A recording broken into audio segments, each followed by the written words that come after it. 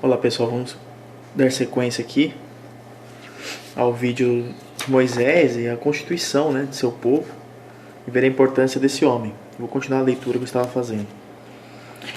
Os seguintes preceitos consagram a personalidade e a liberdade positiva.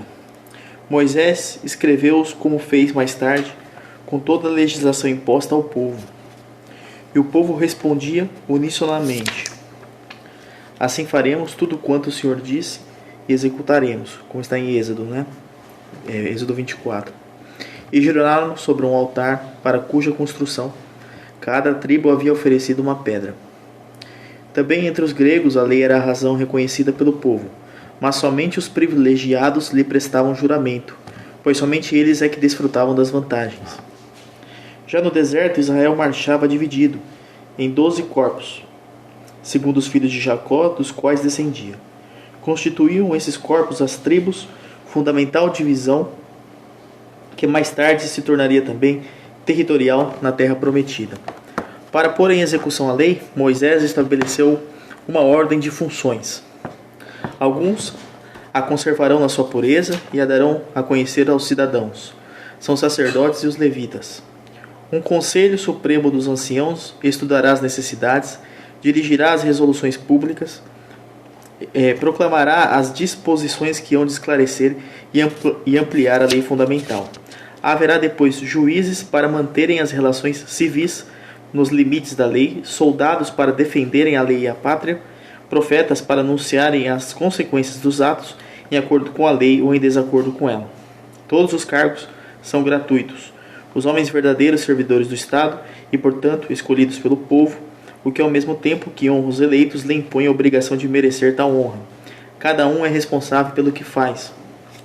A unidade do povo se funda na sua origem, na sua libertação e no seu culto. Os sacrifícios já não se oferecem onde mais agrade, mas num lugar escolhido pelo Eterno, como está no Deuteronômio 12. O único será o templo errante enquanto Israel for nômade, depois fixo enquanto este estiver radicado. O sacerdócio já não caberá ao chefe de cada família, mas a uma única tribo. A fim de impedir que cada tribo isolasse o seu interesse no interesse comum, Moisés difundiu uma delas por entre as outras, os levitas, que não possuem parte fixa de território, mas dispõem de 48 cidades e seus arredores, além do dízimo dos lucros no resto. Em todas as religiões há uma parte secreta ou esotérica e outra pública ou exotérica, dogmas e mitos, filosofia, alegoria, iniciados e crentes. Entre os hebreus tudo se expõe ao público, a maior parte por escrito e o resto de viva voz. Para que os sacerdotes não fossem escolhidos dentre os supersticiosos, Moisés fez hereditário o cargo, transformando assim em dever público o conhecimento e a manifestação da lei, que para os outros era consciência e de livre vontade. Os levitas ficavam submetidos à lei e eram julgados pelos magistrados comuns, pagavam meio ciclo para as despesas de utilidade pública e não estavam isentos de combater. Os sacerdotes eram macabeus.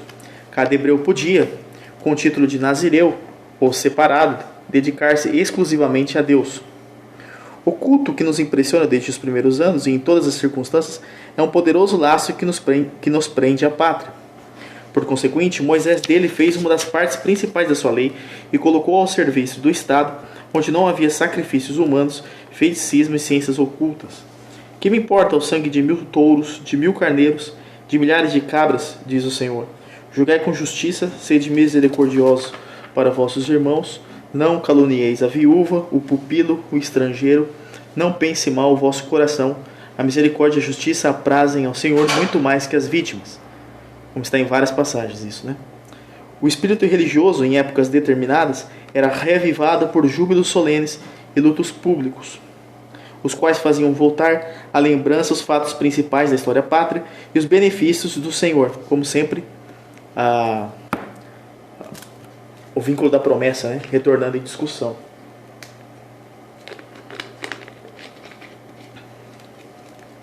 Constituíam também escola de caridade, pois que se ordenava: para as tuas festas convida o filho e a filha, o servo e a serva e a viúva. Moisés não escolheu um rei. Olha aqui aquilo que eu tinha falado do ódio de Moisés a respeito da monarquia como constituição, coisa que desagradava a natureza do povo, e deixou a escolha do governo ao conselho dos anciãos, sob a inspiração de Deus. limitou-se apenas a aconselhar que se pretendessem um rei ou não escolhessem entre os forasteiros. O soberano comandaria o exército, mas não sairia da simplicidade, nem acumularia riquezas, consideraria os hebreus irmãos iguais, respeitaria a lei, da qual transcreveria um exemplar de próprio punho sob as vistas dos sacerdotes. Deuteronômio 17. Era preciso que as tribos se manifestassem unidas em federação, mediante o que poderiam imediatamente vencer os cananeus, eliminando assim o perigo de uma escandalosa vizinhança. Mas as tribos não souberam obedecer, e mal chegaram à terra prometida, cada uma pensou em si. Combater então inimigos particulares tornou-se interminável a guerra. Cansados, julgaram pôr-lhe cobro, mudando de forma do governo e elegendo um rei, por mais que Samuel os desaconselhasse e lhes mostrasse todos os males do governo monárquico que cuida do bem de um e não do bem de todos. Ai deles! Com o quarto rei realizou-se a temida divisão. Metade do povo lutava contra a outra. Moisés agiu sempre de acordo com o grande conselho dos anciãos, e a eles e aos sacerdotes confiou ao morrer o texto da lei. Parece ser essa a origem do Sinédrio, não escolhido entre os sacerdotes como nas teocracias, mas entre os anciãos, não por privilégio, mas conforme o saber, a prudência e a boa reputação.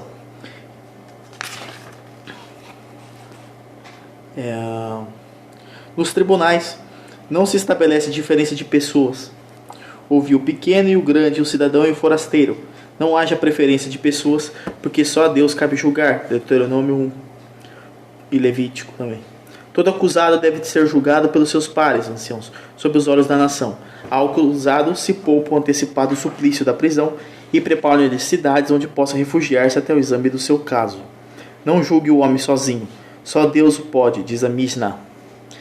Essas e outras excelentes regras se encontram na Mishnah, com o direito de recusar o juiz supostamente parcial e o de reconhecer a competência dos juízes. A lei investiga cuidadosamente a moralidade das testemunhas e uma só não basta, puna-se a falsa testemunha com a pena de talião. O acusador deve sustentar a acusação dos debates realizados ao ar livre e sob as portas. Moisés encontrou já estabelecida a pena de talião. A essa pena absurda e inaplicável substituiu por uma compensação em dinheiro. Só o homicídio voluntário não merece compensação nem asilo. Números, 35. A Mishnah contém muitíssimas precauções contra as penas precipitadas. O homem conduzido ao suplício era acompanhado por um arauto que anunciava o seu nome, o crime, as testemunhas, incitando os que tivessem um agravo a manifestá-lo. Podia ser levado até 5 vezes à presença dos juízes, e se por acaso surgisse um Daniel afirmando ser falaz a sentença pronunciada contra Susana, esta voltava a ser julgada. Na família, a mulher é livre, pois ela não é osso dos ossos e carne da carne do homem. O preceito que veda desejar a mulher do próximo eleva a um ponto desconhecido pelos gentios. Até no Estado ela pode tornar-se juiz, se a tanta conduz à vocação de Deus. O homem não recebe e dá o dote, visto que é ele quem possui a força física e a atividade de espírito com as quais se adquire a riqueza. A poligamia, como no Oriente, não era proibida em Israel por consideração aos sentidos, à fácil esterilidade das mulheres e aos seus periódicos repousos impostos por terríveis doenças, mas a obrigação do dote limitava a poligamia às posses do marido. A mulher deve ceder os sinais da virgindade. Por um ano, o novo esposo fique isento dos deveres para com o Estado, mas deve ficar em casa, ocupado em agradar a esposa. Por um ano, O marido que duvida da fidelidade da mulher, ordena-lhe diante das 2 testemunhas que não volte a ver o amante. Se ela ficar com este o tempo necessário para se beber um ovo, o marido o fará condenar à prova, que consiste em água amarga sobre a qual o sacerdote pronuncia o anátema e que ela deve sorver entre fórmulas tremendas. É lícito o divórcio. A repudiada leve o seu dote e pode contrair novas núpcias, mas as formalidades exigidas o tornam assaz difícil. Apenas nascem, os hebreus recebem a marca nacional. Uma vez crescidos, aprendem a lei e, como trabalho é obrigação, escolhem um ofício. O pai não podia privar o filho do patrimônio, pois a herança era inalienável, e muito menos tirar-lhe a vida. Muita diferença com Roma, por exemplo. Para que o filho rebelde fosse punido, era preciso que pai e mãe se apresentassem ao juiz interpondo-se assim todas as formalidades da justiça. Os direitos paternos cessavam com a maioridade de 2 espécies. Aos 15 anos, o jovem participava ativamente da sociedade, mas dependia ainda da vigilância paterna. Aos 20, tornava-se um completo cidadão. Morto o chefe da casa, herdavam os filhos, na falta dele, as filhas. A herdeira devia casar-se com um dos componentes da sua tribo. Para conservar a herança das famílias, o irmão desposava a viúva do outro. A terra é de Deus e os homens colonos a quem ele a distribui, como diz em Levítico 25. Por sua vontade, reparte-se entre as tribos em proporção ao número. As tribos, pela sorte, dividem o que lhes cabe em cantões e estes em famílias. Assim se conserva a pequena propriedade, tida por conveniente ao bem. As possessões extensas convinham ao Egito para as irrigações, mas haviam acarretado a servidão. É o preço que se paga, né? Por ter posses tão imensas como o Egito tinha. Moisés quer evitar a escravidão, e embora não proíba a circulação das posses, vincula a certas regras e impõe o jubileu, em virtude do qual cada 50 anos o cidadão volta a possuir as terras paternas e a liberdade se as havia perdido. As leis do jubileu referem-se apenas ao primitivo território, como o Áger de Roma, o pai dispunha do resto, e Caleb deu a sua filha para as núpcias um campo e algumas fontes. Moisés, mais do que lograr a igualdade dos haveres, quis conservar o povo. A igualdade era um simples meio e não um fim. Reduzir o povo a depender de alguns ricos e a sua subsistência será precária como a de um bando de escravos. Os seus, pelo contrário, seriam livres sob a mão de Deus. Portanto, para um povo sem haveres, escolhe uma terra que baste para nutri-lo e divide-a de maneira que cada família possa viver trabalhando. As leis proíbem usurpações que provoquem a riqueza de uns e a ociosidade de outros, o que sucederia se o povo pudesse agir livremente.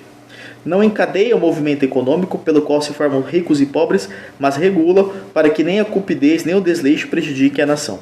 A propriedade é, pois, de Deus e os possessores colonos de Deus, de modo que a não venderão para sempre. Com a existência do jubileu, não poderia haver escravos, pois na recorrência daquele voltariam estes a ser livres. O homem, movido pela necessidade a colocar-se à disposição de outro, não sofre escravidão eterna, mas na pessoa dos filhos sobe de novo a dignidade de chefe da família e de proprietário. O legislador pensou no homem que cairia em servidão, sem dúvida, e essa foi a maior preocupação de Moisés. Tu não te valerás dele como sonha Alures fazer com os escravos. Em tua casa ele será como o mercenário e o artesão estrangeiros. Receberá pão, repreensão e trabalho. É como está no Eclesiastes, né? Eclesiástico 33. Passados 6 anos, sairá de sua casa.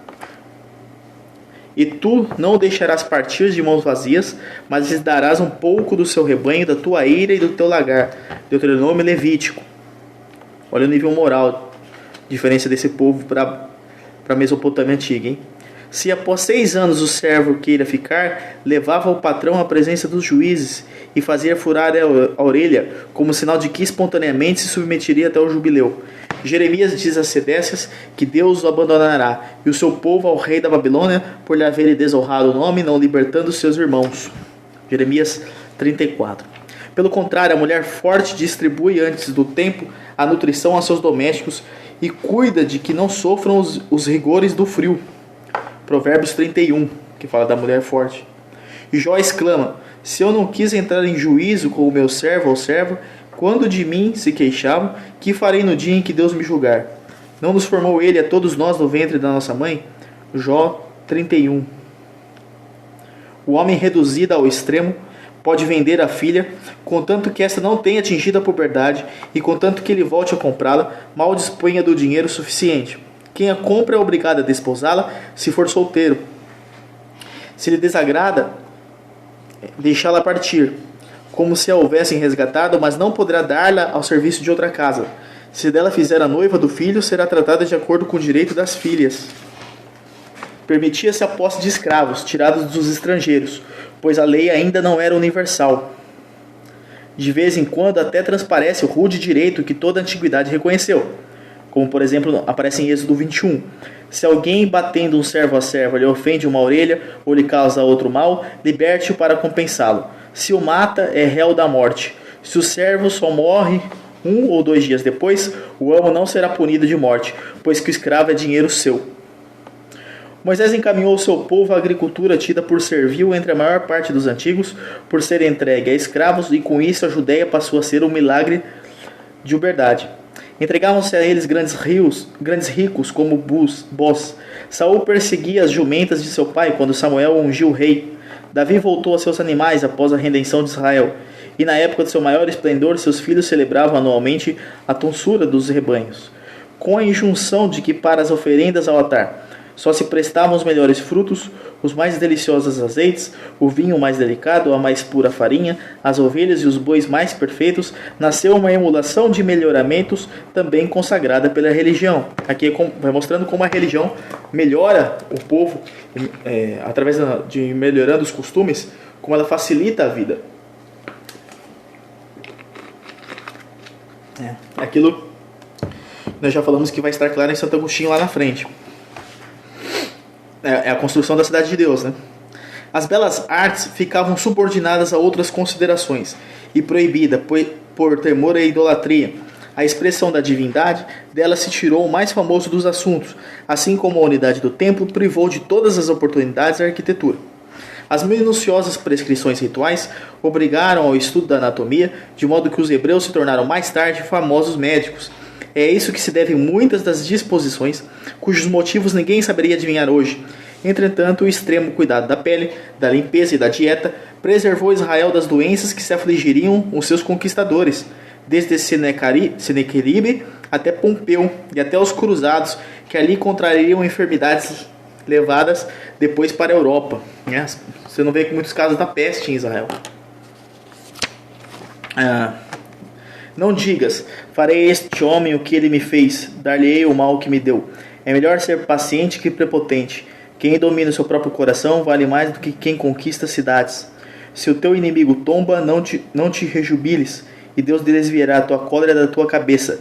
Dá-lhe de comer se tem fome e de beber se tem sede. Encontras por acaso o seu boi ou jumento perdido? Leva-lhes. Se o seu jumento sucumbe ao peso, ajuda-o.